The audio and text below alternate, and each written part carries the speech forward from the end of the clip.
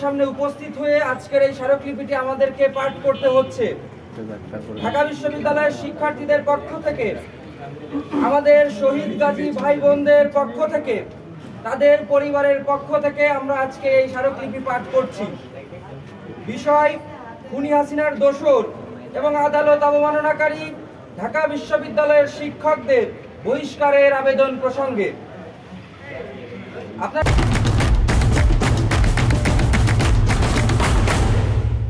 আপনারা জানেন, গত 17 নভেম্বর 2025 তারিখে আন্তর্জাতিক অপরাধ ট্রাইব্যুনাল ফ্যাসিস্ট খুনি শেখ হাসিনা এবং সাবেক অবৈধ স্বরাষ্ট্রমন্ত্রী আসাদুজ্জামান কামালকে মৃত্যুদণ্ডাদেশ দিয়ে রায় প্রদান করে। জুলাই গণঅভ্যুত্থানে 1400-এর বেশি অধিক সংখ্যক ছাত্র জনতা শহীদ হয়েছে। আহত বঙ্গুত্ব বরণ করেছে 40,000-এরও বেশি ছাত্র জনতা। আমাদের শহীদ ভাই বোনদের শোক আমরা এখনো কাটিয়ে উঠতে পারিনি।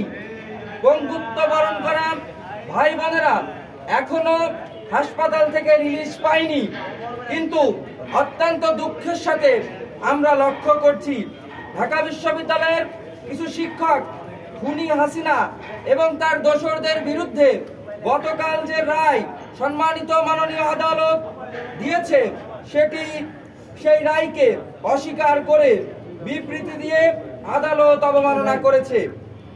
রক্তের দাগ শুকানোর আগেই জুলাই গণ অভ্যুত্থানকে অস্বীকার করার মতো ধৃষ্টতা দেখাচ্ছে।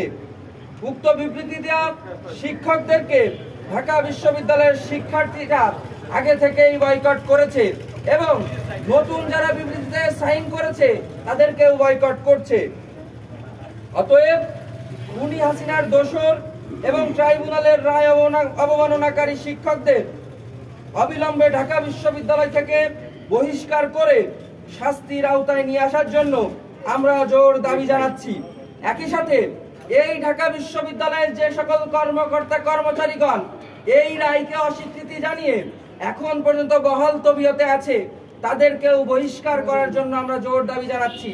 অন্যথায় আমরা ঢাকা বিশ্ববিদ্যালয়ের শিক্ষার্থীদেরকে নিয়ে কঠোর আন্দোলনে যেতে বাধ্য হব। সকলকে অসংখ্য ধন্যবাদ।